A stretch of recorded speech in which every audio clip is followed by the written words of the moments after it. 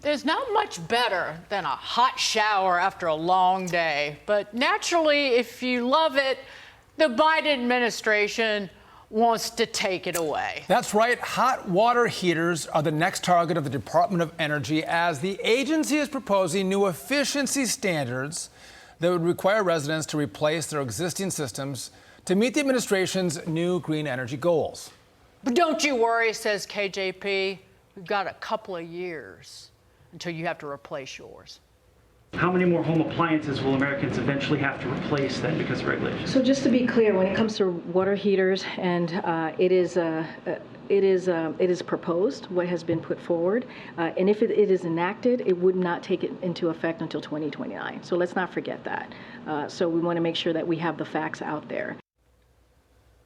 For more, let's bring in JunkScience.com founder, former member of the EPA transition team under President Donald Trump, Steve Milloy. Oh, don't you worry. We're just getting the facts out there. And it's only going to be a couple of years before you have to replace your hot water heater. When will they stop? Well, they're never going to stop. Look, we've been trying to make appliances more efficient for 50 years, and all we've done is make them more fragile and more expensive. On top of all, I mean, they've broken our dishwashers, our washing machines, our dryers, our refrigerators don't work as well. Now they want to go after our water heaters and gas stoves. I mean, and to no end. It's not like any of these things are making a difference to the climate or the weather or anything. This is just them exerting their power over us. You remember 30 years ago, they started with the toilets, and then they went to the light bulbs.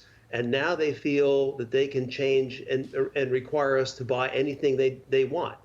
Electric cars. They're going to have a mandate for electric cars by 2030. That's right. So, they think they run our lives. And Steve, it's a good point because they come out with these regulations and they don't see massive pushback or blowback. So they keep on rolling through every, modern day appliance or moving machine that we use. But as you look at the green energy movement, you're seeing less production of energy with wind and solar. And therefore, if you want to make up for the loss of energy in the system, maybe we got to use less in our appliances. So it's the green energy movement of wind and solar that are now causing us to use these really energy efficient products in our homes that don't actually work for the intended purpose of heating our water or drying and washing our clothes or using our gas top stove. Right. So the dirty secret here is that the green agenda, the climate agenda, is all about breaking our economy, breaking our power grid, destroying our standard of living. Look at the power grid we have.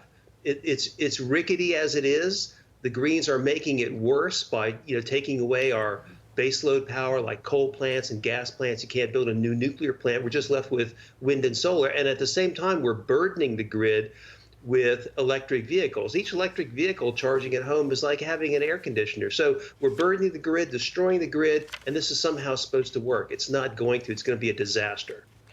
Right, and the goal is for people to simply drive less, too. That's part of the whole EV movement. So the left-wing media ringing the climate crisis bell almost every single day, shoot, all day long. The goal is to make people panic. Steve, you're not taking the bait. You've been active on Twitter, shutting down a lot of the climate alarms.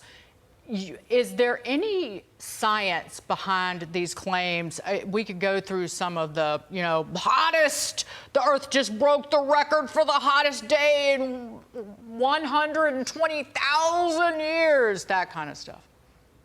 Well, I'll first mention that the 2022 Nobel Prize winner in physics just said that there's no climate crisis. From there, I'm going to say that, it's been almost 9 years, 500 billion tons of emissions, and no global warming. We are told that every emission warms the planet. That is clearly not true.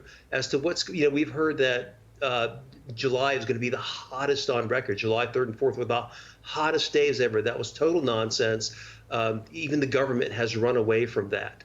Those claims were made with satellites and computer models combined together. Well, guess what? We didn't have, satellite data from 125,000 years. We don't really know what the global temperature is still today. It wasn't the hottest month on record.